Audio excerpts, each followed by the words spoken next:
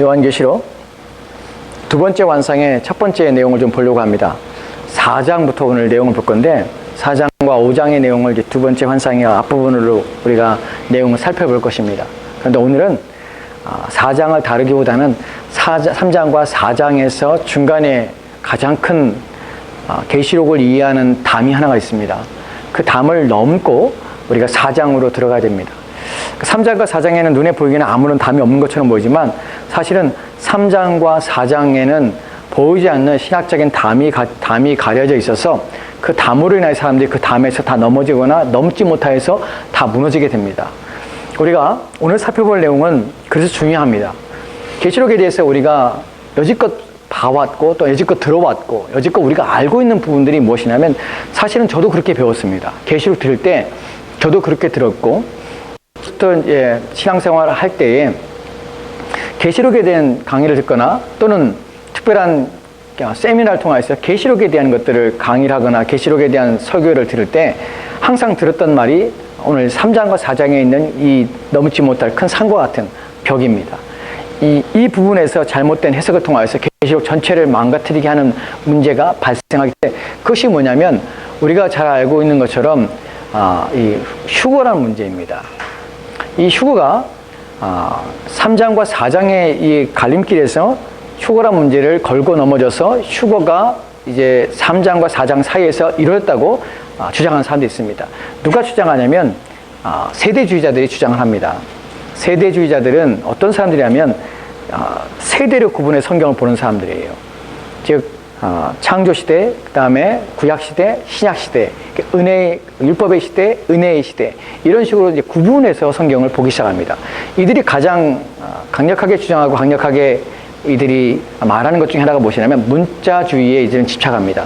문자주의라는 것은 뭐냐면 성경에 기록된 문자 그대로 믿는 것이에요. 그것이 나쁘다는 말이 아닙니다. 근데 성경을 해석하는 데 있어서 문자적 해석이 필요할 때가 있고요.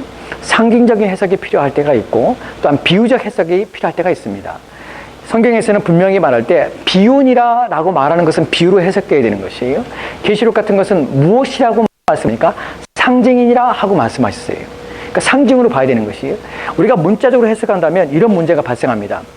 우리가 구원받은 숫자가 14만 4천 명이라고 얘기를 하지요. 누가요? 누가 얘기합니까? 이단들에서 얘기를 하잖아요. 이단들에서 14만 4천 명만 구원받는다고 얘기를 하잖아요. 왜 그런 오리에 빠지게 되냐면 14만 4천이라는 숫자를 갖다가 문자적으로 보기 때문에 그런 것이에요. 문자 그대로 해석을 하기 때문에 그래요. 세대주의자들이 가지고 있는 문제점이 바로 이 문자주의에 빠지는 것입니다. 세대주의와 미래주의자들은 우리가 이제 앞서 살펴봤던 것에 미래주의자들은 사람들이 있다는 사실을 알게 되었습니다. 이런 사람들이 주장하는 것이 3장과 4장에서 이제 4장에서 나오는 내용이 무엇이기 때문에 이렇게 주장하게 되면 4장에 나오는 하늘 성전에 대한 내용이 나와요. 4장에서는 하늘 보좌에서 하나님을 찬양하는 모습들이 막 나타나기 시작합니다. 보좌에 앉으신 이가 있고요. 그 보좌 주변에 네 생물이 있고 그 다음에 네 생물 뒤에 24장로들과 보좌들이 있어요. 거기에 앉아있는 장로들이 있습니다. 또 그들이 막 하나님을 찬양하는 모습이 나타나요. 5장에서는 예수 그리스도 어린 양이 나타나시면서 그 어린 양에 대한 얘기들이 막 설명이 됩니다. 그 설명이 되면서 모든 피조물과 천사들과 또한 24장로들과 또 네 생물들이 막 어린 양을 찬양하는 장면이 나오기 시작하는 것이 그러니까 하늘에서 지금 하늘 천상에서 하늘 성전에서 일어난 일들이 4장과 5장에서 나타난 얘기들입니다. 사람들이 어떻게 생각하냐면 이제 3장에서 교회 7교회가 있지만 7교회의 시대가 딱 끝나면은 세대주의자들 2장과 3장에 있는 7교회를 갖다가 각 시대별로 나타나는 교회라고 생각합니다. 그래서 그 교회 시대가 끝나면 어떻게 되냐면 이제 이들은 다 천국에 올라간 것이에요. 휴거가 된 것이에요. 휴거가 됐다고 이제 생각하는 것입니다. 그래서 4장은 이들에게 어떤 의미냐면 이제 하늘에서 휴거된 사람들이 하나님을 찬양하며 예배하는 모습이라고 이들은 이해를 하게 되는 것이 그 부분에 대해서 왜 이런 일이 발생했는가, 왜 이런 일들이 생각했는가 하는 부분을 살펴볼 것인데 오늘 첫 번째 시작점은 무엇이냐면 19세기 전반까지 구체적으로 얘기하면 1830년 이전까지는요 환란기 후 휴거예요. 그러니까 환란기 후 휴거란 말이 무슨 말이냐면 모든 성도들 환란을 당한 후에 그 다음에 환란의 시기가 지난 다음에 예수님께서 재림하신다는 것을 다 믿고 있었습니다. 그러니까 19세기 초반까지는 모두가 다 그렇게 믿었어요. 다른 계시록에 대한 다른 이해는 없었어요. 근데 언제부터 시발점이 됐냐면 1830년부터 이제 시발점이 됩니다. 여기 잠깐 볼까요? 초대기로부터 19세기까지는 대부분 환란 통과 후 휴거설을 주장했습니다. 그런데 다음 내 보면은 1830년 이후부터 세대주의적 가르침이 시작했습니다. 세대주의의 창시자가 답이라는 사람인데요. 파워스코트라는 집회가 있었습니다. 이 부흥 집회에서 그가 이제 주장하기 시작하는데 이 집회에서 처음으로 세대주의, 이 휴거에 대한 내용들을 얘기하기 시작합니다. 시작해서 어빙 목사에 의해서 그 다음에 이것이 이제 전개되면서 누구누가 동조하게 되냐면 시카고 무디 신학교에서 그다음에 스코피드 박사가 그 달라스 신학교의 월드 브리드 학장이 근데 이들이 이 학설을 체계화시키고 이들이 전하게 되는 것이 그러면 이 휴거라는 이 말이 그러니까 환란 전 휴거예요. 휴거라는 이 신학적인 것들이 나오게 된 것이 예전에는 전혀 없었던 것이 1830년부터 시작된 것이에요. 그러니까 우리는 이것이 중간에 그러니까 우리가 가까운 시간 속에서 그때부터 이것이 체계화되어서 주장이 되었고 또한 그런 말미암아 사람들이 동조하기 시작했다는 것이에요. 또 유명한 학교들이 이것들을 가리키며 이것들을 전하기 때문에 사람들이 이것에 신뢰하고 이것을 믿게 되는 것이 의심 없이 이것이 사실은 문제가 되는 것이 뭐냐면 한국 교회에도 이것이 영향을 주었습니다. 그러니까 한국 교회의 많은 사람들이 이 환란 전 휴거를 주장하기도 하고 또한 이것을 신봉하게 됩니다. 우리도 모르는 사이에 저도 마찬가지로 어렸을 때 휴거에 대해서 얼마나 두려운지 모릅니다. 이 휴거라는 것에 대해서 예전에 막 책도 나왔잖아요. 휴거에 대한 책들에서 그 책을 읽으면서 야 휴거되면 어떡할까? 사람들 없으면 다 휴거된 거 아니야? 나만 남은 거 아니야? 이런 것 때문에 두려움에 막 빠지기도 합니다. 그 다음에 종말에 대해서 막 고민하기 시작하고 이런 염려 같은 것들이 막 생기게 되는 것이 정말 이런가 하는 부분에 대해서 우리 좀 자세히 한번 살펴보도록 하겠습니다. 그 다음 내용을 좀 보도록 할까? 이것이 어떻게 됐는지 이들이 주장한 내용을 보면 이렇습니다. 그리스도의 재림의 첫 단계를 공중재림이라고 하고 이때 휴거가 있다고 주장합니다. 이들이 주장하는 성경 구절을 후에 이제 살펴보면서 정말 이들이 주장하는 것이 성경 근거에 따른 것인가 하는 것을 살펴볼 것이에요. 우리의 기준은 다른 사람의 얘기가 중요한 게 아니라 성경이 그렇게 얘기하고 가는가 중요한 것이에요. 만약에 이들이 주장이 옳다면 성경이 그것을 지지하고 있는가 하면 만약에 성경이 그걸 지지하고 있다? 우리는 그것을 믿으면 되는 것이에요. 그러니까 성경이 그런가? 이들이 주장하는 성경 구절이 맞는가를 생각해 보면 됩니다. 이들은 지금 휴거에 있어서 첫 단계는 공중재림이라고 해요.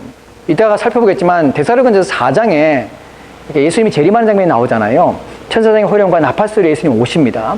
그때 이들은 뭐라고 하냐면 예수님께서 휴거할 때 공중에 재림한다는 것이 지상에 오지 않아요. 공중에만 재림해요. 그러니까 어떻게 해요? 믿는 자들은 첫 번째 본문에 보면 뭐라고 되어 있습니까? 죽은 자들은 살아나서 먼저 첫 번째로 주님 앞에 나갑니다. 그 다음에 살아있는 우리들도 주님 앞에 가죠. 공중에 들림받죠. 그러니까 이 부분에 대한 해석을 어떻게 하냐 부분이에요. 그래서 이들은 공중에서 주님이 오셔서 지상에 임하지 않아요. 공중에 오셔서 사람들이 다 공중으로 또 같이 올라가는 것이에요. 그 공중에 있는 것이에요. 그러니까 거기서 어떻게 하면 7년 동안 있게 되는 것이. 그 다음 내용을 보도록 합시다. 이때 그리스도께서 땅 위에 완전히 내려오시는 것이 아니라 공중에 어느 지점에 내려오신다고 얘기를 하는 것이. 여러분 이것이 맞습니까? 좀 생각해 보십시오. 예수님 재림하시는데 안 내려오시고 공중에 있어요. 그 다 공중에 올라가는 것이. 그럼 지상에 어떤 일이 벌어질까요? 그 다음 내용을 좀 보도록 합시다. 이 땅에는 유대인 남은 자들이 남겨집니다. 그들은 다시 거룩한 땅으로 갈 것이고 성전이 건축될 것이고 제사가 드려질 것이라고 한다. 그 다음 적그리스도가 나타나 언약을 맺고 3년 반 동안은 평화롭게 지내다가 나머지 후 3년 반에 박해가 시작된다고 한다. 이 3년 반이라는 건 7년이라는 것은 어디서 나오냐면 다니엘서 9장에 나옵니다. 이 부분은 우리가 나중에 계시록 12장에 가면은 11장에 가면은 이 부분에 대해서 얘기가 나와요. 이 다니엘서의 내용을 이끌어와서 7년이라는 기간을 짜 맞추기 시작합니다. 그 전 3년 반, 후 3년 반 나눠서 7년 환란이라고 대환란이라고 얘기를 합니다. 그리고 그때에 휴거된 사람들은 공중에서 주님과 7년 동안 혼인잔치라는 것이 어디 공중에서 7년 동안. 나머지는요, 남겨진 사람들은 이 사람들은 세대주의자들은 남겨진 사람이 누가 남겨진다고 생각하냐면 유대인들이 남겨진다고 생각을 해요. 그리고 이방인들이 남겨졌어요. 그들이 뭐 하냐면 이제 다시 예루살렘을 가서 거기서 다시 성전을 짓기 시작하고 그 다음에 다시 제사를 복원하고 거기서 제사를 드리는 것이에요. 그리고 이제 적그리스도가 나타나서 적그리스도와 함께 계약을 맺습니다. 평화적을 맺고요. 그 3년만 동안 그 평화지역에서 이들은 편하게 지내지만 후 3년만 동안 박해가 시작돼요. 이 적그리스도의 박해가. 그때 이제 우리가 잘 아는 대로 계시록 14장에 나오는 인치는 장면에서 666이라는 짐승의 표를 받지 않는 자에 대해서 만약에 받게 되면 이제 멸망을 당하게 되는 것이에요. 그래서 어떻게 돼요? 후 3년 반 동안 숨어 있어야 되는 것이에요. 여러분 계시록을 잘못 이해하게 되면 어떻게 되냐면 이제 짐 싸서 어디로 산으로 도망가야 돼요. 어디로 사람 없는 데로 가야 돼요. 그러니까 3년 반 동안 먹을 양식을 싸놓고요. 거기서 기다려야 되는 것이에요. 그 일을 왜 하는 줄 아세요? 바로 이런 잘못된 학설 때문에 그러는 것이에요. 예수님께서 오셔서 공중에서 사람들을 다 믿는 자들을 다 죽은 자들과 함께 부활해서 다 올라갔습니다. 남아있는 자들 중에 어떻게 그들이 교회도 없고 또한 예수를 믿는 사람도 없고 이제 모든 건 끝났는데 어떻게 그들이 회개할 뿐만 아니라 어떻게 자신의 믿음을 지킵니까? 남아있는 사람들이 믿음을 가질 수 있습니까? 그러니까 사실 이 부분은 상식적으로도 이해가 안 되는 부분이에요. 근데 이들은 그렇게 주장해요. 그래서 7년 동안 공중에서 혼인잔치가 벌어지고 땅에서는 고통을 당하고 성도들은 환난을 받지 않고 올라간다고 생각하는 것이에요. 왜 이런 학설들이 주장되기 시작했냐면 성도들이 환난을 받는다는 것에 대해서 두려움을 느끼기 시작하는 것이에요. 그 환난이 우리 가운데 임할 때 우리가 어떻게 견딜 수 있을까 하는 것 차원에서 우리는 염려하기 시작하는 것이. 여러분 이런 학설들이 우리 가운데 확 솔깃하게 들어오는 이유가 무엇입니까? 왜냐하면 여러분 환난을 받지 않습니다. 환난 전에 다 휴거됩니다. 여러분들은 이제 더 이상 고통이 없습니다. 이 부분에서 우리는 기쁨이 있는 것이에요. 그래서 이런 학설들이 있을 때마다 우리는 기쁨을 받고 이것을 주장하며 이것이 그런 것처럼 우리가 믿게 되는 것입니다. 사실 문제가 되지요. 성경적인 지지를 바꾸냐가 하는 가장 큰 문제죠. 그 다음 내용을 좀 보도록 합시다. 주님의 재림은 두 단계로 두 번에 걸쳐 오신다. 이들의 주장의 정리입니다.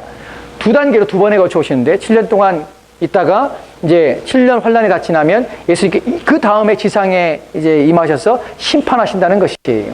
그리고 그 당시에 남아있던 자 중에서 짐승의 표를 받지 않은 자들은 구원하시지만 짐승의 표를 받은 자는 이제 심판하신다는 것이에요. 이중적인 문제가 되죠. 공중에 재림하시고 두 번째 7년이 지나서야 지상 재림하시고 이때야 심판이 벌어지는 것이에요. 이해하십니까? 이들의 주장이 무엇인지? 공중에 들어가서 혼인잔치, 그 다음에 7년이 지나서야 이 땅의 재림, 그 다음에 그때서야 이들을 심판하시고 또한 남은 자들은 용서하시고 하는 일이 벌어진다는 것이. 그러니까 그게 이들이 주장하는 7년 대환란의 주장점입니다. 그 두 번째 재림이에요. 두 번째는 첫째는 오직 성도들을 자기에게로 영접하기에 오시는 것입니다.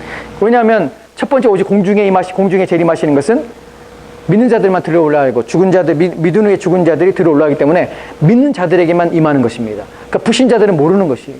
그러니까 우리가 영화를 보면, 휴가란 영화를 보면 몰라요, 주님이 오신지를. 갑자기 사람들이 없어지는 것이에요. 그 사람들이 막 궁금해해, 어디 갔는지. 여러분 휴가란 영화 봤습니까? 보면 갑자기 막 비행기가 추락하고 버스가 막 지하철이 막 부딪히고 막 이러죠.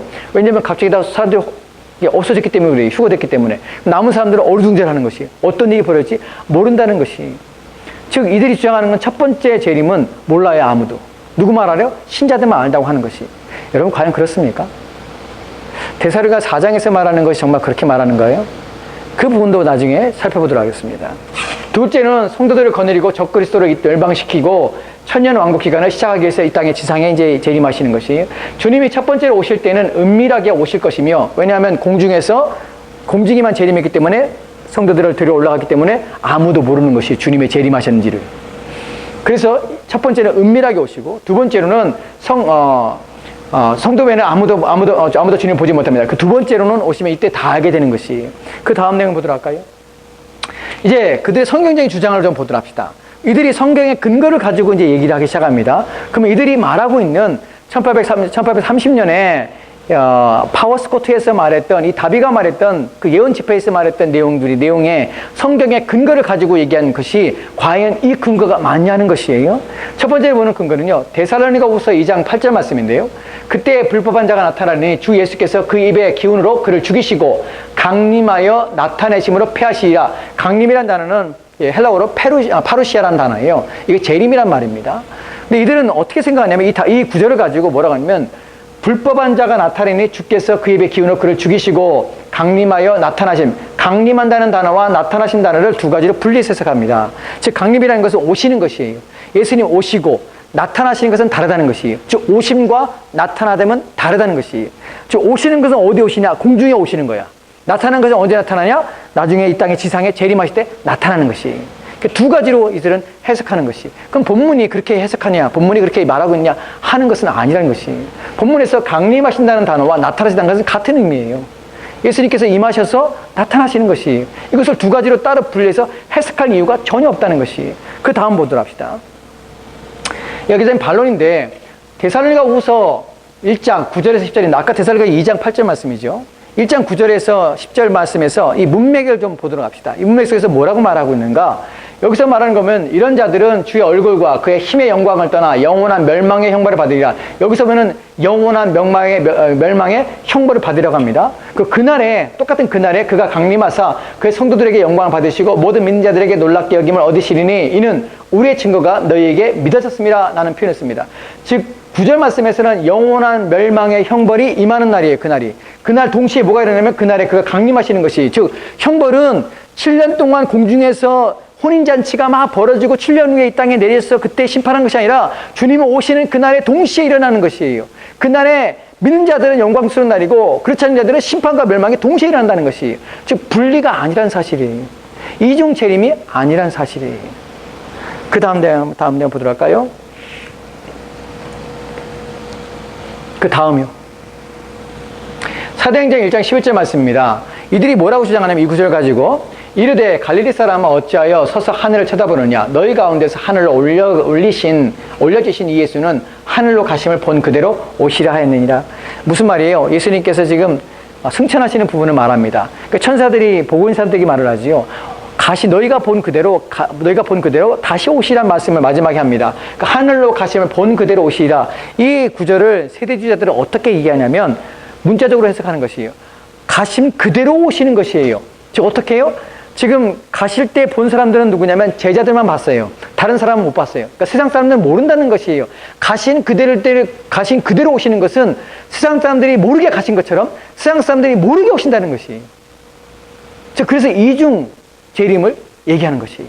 첫 번째 재림은 모르는 것이에요. 누구만 알아요? 신자만 아는 것이에요. 가심을 그대로 오시기 때문에 믿는 사람만 예수님의 오심을 알 수가 있다는 것이 공중재림. 여기서 말하는 오심이라는 것은 공중재림을 말합니다. 이런 걸 보면 사실은 이런 부분에서 우리는 성경 구절이라든지 이들이 말하는 것에서 전혀 근거를 어디서 찾는지를 잘 모르고서는 이 본문만 듣거든요. 그냥 여러분 예수님이 재림하십니다. 그때 오시면 공중에 다 들려올 것이고 환란을 다 면할 것이고 그 다음에 남아있는 사람 7년 대환을 받습니다. 여러분 그러면 안 됩니다. 남아있으면 안 됩니다. 다 휴거돼야 됩니다. 막 그런 얘기만 집중적으로 듣다 보니까 아 그래 남아있으면 큰일 나는구나. 휴거돼야 돼. 라고만 생각한다는 것이 왜 성경의 어느 구절에서 무엇이 이 얘기를 증언하고 있냐는 것이에요. 이들이 말하는 주장들을 보면 성경의 근거를 보면 전혀 근거 없다는 것이에요. 제가 예전에 이 본문들을 이런 것들을 내용을 들을 때 한 번도 저에게 성경의 본문의 근거를 가지고 얘기한 적은 없어요. 그냥 얘기를 하더라고요. 성경의 근거를 가지고 얘기를 하고 그 본문이 그런 얘기를 하고 있는지를 좀 따져봐야 되는데 그런 것들을 전혀 없이 그냥 목사님이 그렇게 말하니까 다 그런 줄 알고 믿었던 것이에요. 그 다음 내용을 보도록 할까요? 요한복음 5장 28절 29절 말씀입니다. 같이 한번 읽을까요? 같이 읽겠습니다. 시작. 이를 놀랍게 여기지 말라. 무덤 속에 있는 자가 다 그의 음성을 들을 때가 오나니 선한 일을 행하는 자는 생명의 부활로 악한 일을 행하는 자는 심판의 부활로 나오리라. 아멘. 여기서 보면은 선한 일을 행하는 자는 생명의 부활로 악한 일을 하는 자는 심판의 부활로 임하는데 이것이 따로따로 분리돼서 구분되지 않아요. 함께 일어난다는 것이. 그러니까 이 성경이 말하고 있는 내용들을 보면 이것이 7년간 공중에 재림했다가 나중에 지상 재림하고 그때 심판이 일어나고 이런 것들에 대한 본문들을 지지하지 않고 있다는 사실이에요. 여기에 대한 더 직접적인 반문을 좀 성경 구절을 통해서 좀 살펴보도록 합시다. 그 다음 내용을 보도록 할까요? 교회가 환란을 통과하지 않는 몇 가지 이유가 있는데 이들이 주장할 때 왜 그러면 이들은 이런 주장을 할까? 무엇에 근거해서 성경 구절이 아니라 이들의 논리에 따라서 이제 얘기를 하고 있습니다. 왜 이들은 환란을 통과하지 않고 환란 전 휴거를 주장하게 될까 하는 이유예요. 첫 번째 보면요. 노아의 때와 롯의 때를 비유로 보건데 교회는 환란 전에 공중으로 휴거돼야 한다. 노아의 때, 롯의 때 환란을 받지 않았다는 것이에요. 그렇기 때문에 교회는 환란 전에 휴거된다라고 말을 해요. 여러분 근데 롯과 그 다음에 노아의 때에서는 이것은 환란이 아니라 이것은 심판입니다. 지금 땅을 심판하고 하나님께서 다 멸망시키는 부분이에요. 즉 뭘 착각하고 있냐면 환란과 심판에 대해서 착각하고 있는 것이 성경이 말하는 것은 환란에 대한 것이 심판에 대한 얘기를 하는 것이 아니에요. 성도가 받는 것은 심판을 받는 것이 아니라 환란을 통과하는 것이에요. 지금 계시록이 말하는 것은 환란에 말할 때 그것은 노아와 노색에 주었던 심판이 아니라 환란이에요. 환란은 롯과 그 다음에 노아가 환란을 통과하지 않은 것이 아니에요. 심판을 벗어난 것이. 물론 성도들이 심판을 벗어나는 것은 당연합니다. 심판을 받지 않아요. 그러나 환란까지도 롯과 노아의 상황 속에서 이것을 대조할 수 있냐? 그렇지 않다는 것이. 계시록의 16장 2절 말씀을 좀 보도록 합시다. 첫째 천사가 가서 그 대접을 땅에 쏟음에 짐승의 표를 받은 사람들과 그 우상에 경배하는 자들에게 악하고 독한 종기가 나더라. 본문에 보면은 누구만 심판을 당하게 되냐면 바로 믿지 않는 자, 짐승의 표를 받는 자들만 심판을 당하게 되는 것이. 즉 본문에서 말하는 것처럼 환란이라는 것은 모든 신자들에게, 나중에 우리가 다음 본문을 보면은 환란이 신자들에게 어떤 의미인지, 어떻게 다가오는지, 우리가 그걸 통과하게 되는지 그 본문을 좀 보게 됩니다. 심판은 우리가 면하게 되지만 환란조차 면하게 된다는 것은 아닙니다. 그 다음 봅시다. 계시록 3장 10절인데 이 본문이 세대주의자들이 주장하는 가장 첫 번째 본문이에요. 이 본문 때문에 그들은 환란 전 휴거를 주장하게 되는 것이에요. 우리가 이 본문 살펴봤죠. 이게 빌라델비아의 교회에 주신 말씀입니다. 같이 한번 읽을까요? 같이 읽겠습니다. 시작. 내가 나의 인내의 말씀을 지켰은즉 내가 또한 너를 지켜 시험의 때를 면하게 하리니 이는 장차 온 세상에 임하여 땅에 거하는 자들을 시험할 때라. 아멘. 그러면 시험의 때를 면하게 한다는 단어예요. 그러니까 면하게 한다는 단어를 어떻게 해석하느냐 따라서 본문의 의미가 달라지게 됩니다. 원문의 의미를 보면 이 단어는 면하다는 것이 이것이 없어지는 것이 아니에요. 제하는 것이 아니에요. 거기서 빠져나가는 것이 아니에요. 본문에서 말하는 면하다는 단어는 항상 이 단어가 사용할 때 어떻게 하냐면 지키고 보존하다는 단어예요. 즉 환란은 어떻게 해요? 환란 속에서도 지키며 보존하신다는 것이, 보호하신다는 것이에요. 우리를. 그것이 면하여서 이제 환란을 안 받게 한다는 것이 아니에요. 근데 이들은 이 단어만 보고 한글 성경에서 면하게 한다는 이 표현 보고 목사님들 또한 어떻게 해석하냐면 우리는 환란을 면합니다. 환란을 안 받습니다라고 얘기한다는 것이. 근데 그렇지 않아요. 왜냐하면 마태복음 24장을 보세요. 예? 요한복음에서 말하는 예수님 말씀을 보세요. 환란을 면하는 것이 아니라 환란을 받아요. 우리는 환란을 받아서 옥에도 넘겨줘요. 너희가 환란을 받지만 너희가 담대하라고 그래요. 고난을 당할 것이지만 그러나 너희들이 관원에게 잡혀가고 너희들이 이방인들에게 잡혀가서 끌려갔을 때 두려워하지 말라고 그래요. 너희 입에 성령께서 무엇을 말할지 증언할 말씀을 너희에게 주신다고 말해요. 두려워하지 말라고, 염려하지 말라고 그래요. 또한 너희가 나를 위해 생명을 바치고 생명을 드리며 생명을 나를 위해서 죽는 일에 참여하라고 주님께서 말씀하시는 본문을 보게 됩니다. 즉 우리는 환란을 겪습니다. 환란을 당합니다. 그러나 우리가 6장, 7장, 8장에서 나오는 환란 가운데 분명한 것은 우리가 보호받는다는 것이, 우리가 이 땅에서 내놓는 재앙은 우리가 당하지 않습니다. 그 재앙 가운데 신자는 하나님께 지켜 보호해 주십니다. 왜냐하면 계시록에 분명하게 하나님께서 우리를 지키신다는 약속이 있기 때문에 그렇습니다. 환란을 두려워하지 마세요. 신자는 환란을 통해서 무엇을 얻게 되냐면 하나님께 향한 우리의 신앙의 고백과 우리 신앙의 고백이 참임을 증명할 뿐만 아니라 환란이 우리의 믿음을 더 강하게 할 뿐만 아니라 우리를 더 유익하게 하며 영광스럽게 한다는 사실을 잊지 마십시오. 우리는 도망가는 자들이 아니에요. 피해서 어려움을 피한 후에 영광만을 구하는 자들이 아니라 그 영광을 받으며 그 환란을 받음으로 우리는 더 영광스러우며 더 복된 자리에 나가는 것이에요.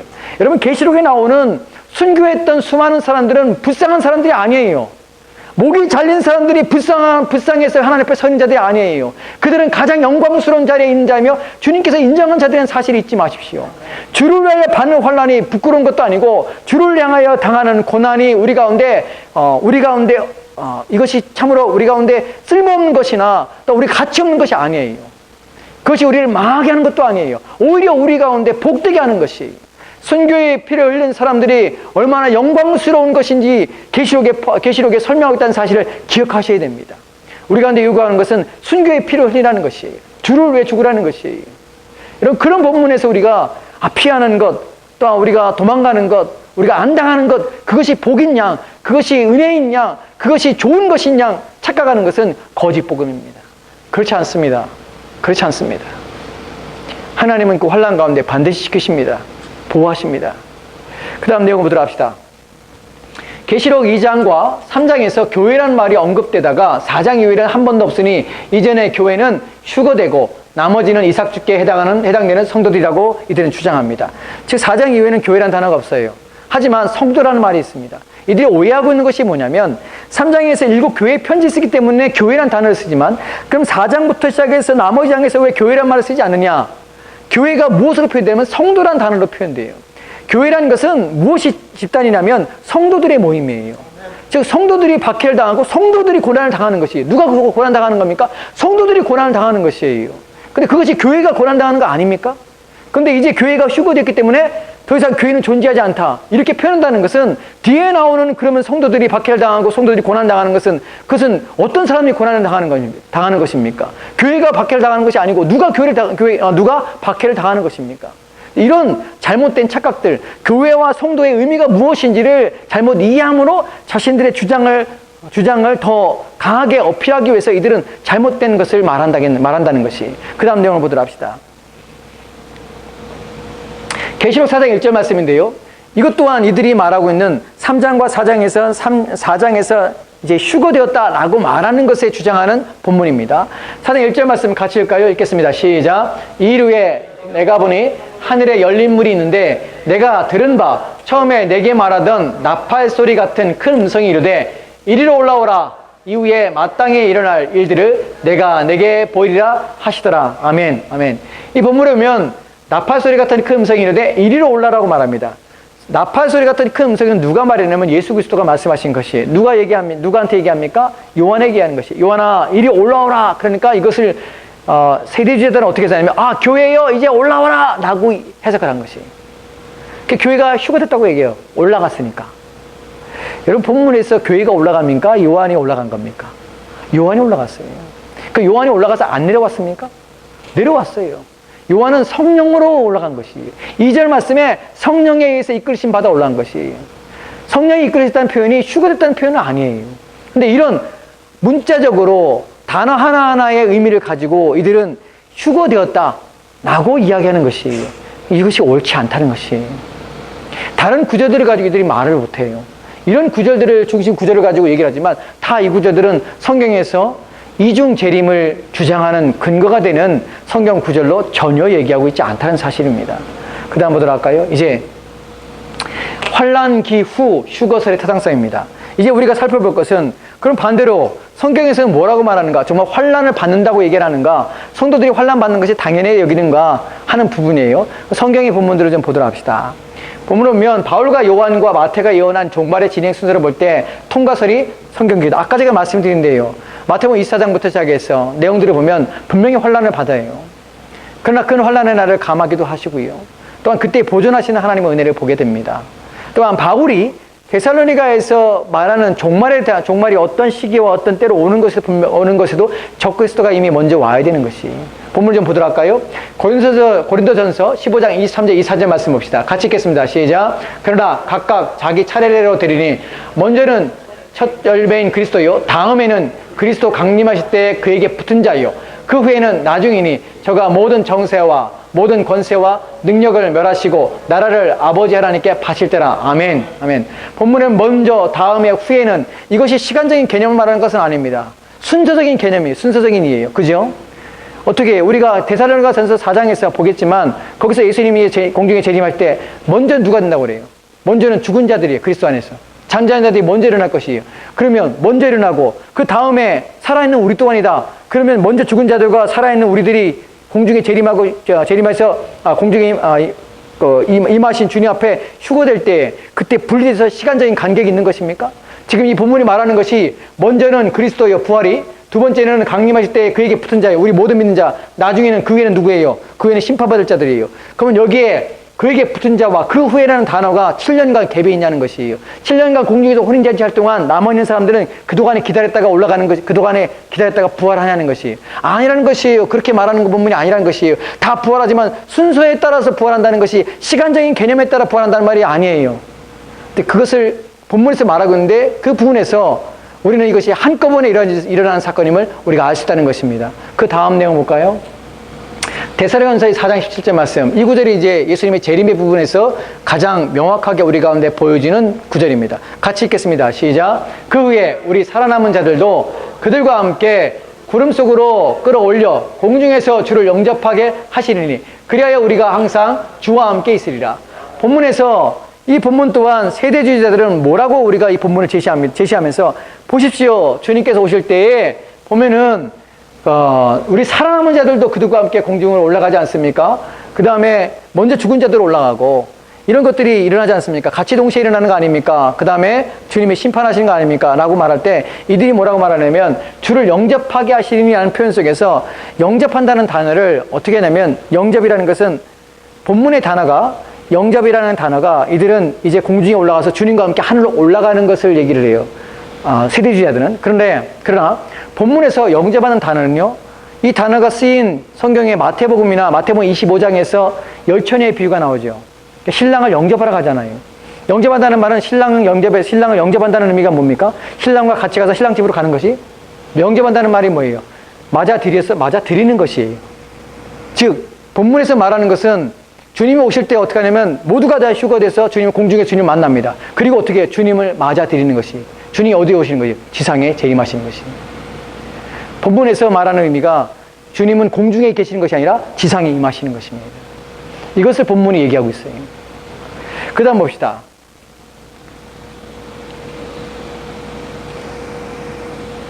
계시록 14장 11절에서 12절 말씀입니다. 같이 읽겠습니다. 시작. 그 고난의 연기가 세세토로 올라가리도다. 짐승과 그의 우상에게 경배하고 그의 이름 표를 받는 자는 누구든지 밤낮 쉼을 얻지 못하리라 하더라.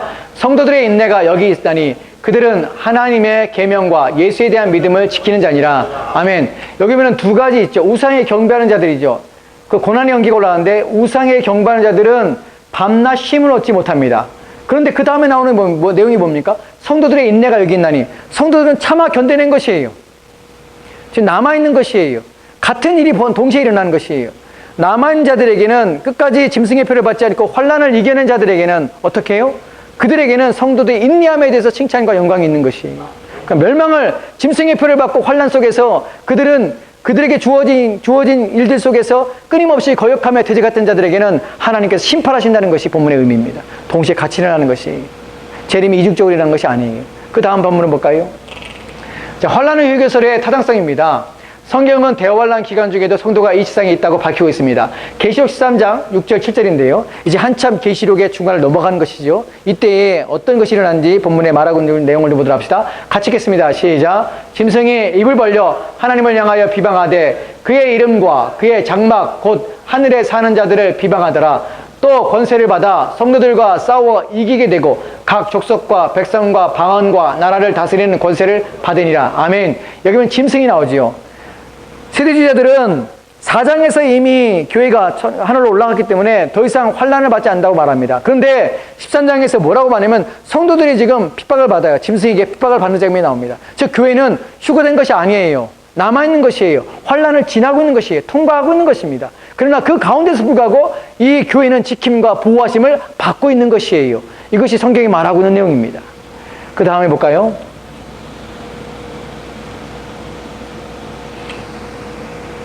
없어요? 그 다음에? 성경 구절이 있는데 그 다음 내용 보도록 합시다. 제가 이제 여러분에게 좀 말씀을 드릴게요.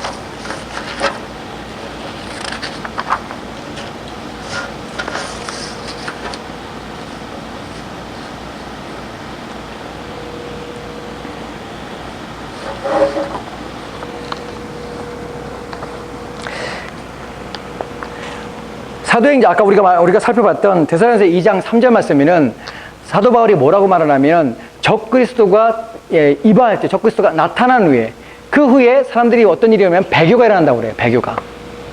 데살로니가서 2장을 좀 보도록 합시다. 데살로니가서 2장 3절 말씀이요. 데살로니가서 2장 3절 말씀을 같이 보도록 합시다.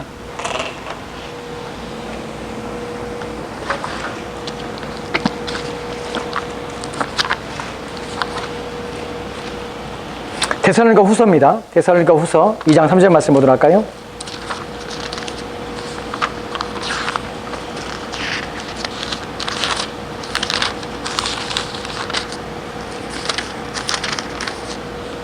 제가 2장 3절 말씀 제가 읽겠습니다. 누가 어떻게 해도 너희가 미혹되지 말라. 먼저 배교하는 일이 있고 저 불법의 사람 곧 멸망의 아들이 나타나기 전에는 그날이 이르지 아니하리니. 아멘. 여기서 뭐라고 있습니까? 배교가 있지요. 그 다음 불법의 사람 곧 멸망의 아들이 나타나기 전에는 그날이 이르지 아니하리니. 주의 재림이 임하지 않는다는 것이. 불법이 있고, 그다음 배교가 있고, 불법이 있고, 그래야 주님이 재림이 임한다는, 재림하시다는 것이. 공중에 임하신 후에, 이후에야 불법이 있고, 배교가 있고, 재림하는, 그 다음에 이제 뭐 환란이 있는 것이 아니라 주님이 오시기 전에 이미 다 그 일이 일어난다는 것이. 즉, 재림의 순서를 보면 분명히 순서에서는 이 모든 환란을 거친 후에 이후에 주님 오시기 직전에 이런 일들이 벌어진다는 사실을 우리가 알게 되는 것이. 교회가 휴거된 다음에 일이 일어나는 것은 아니에요.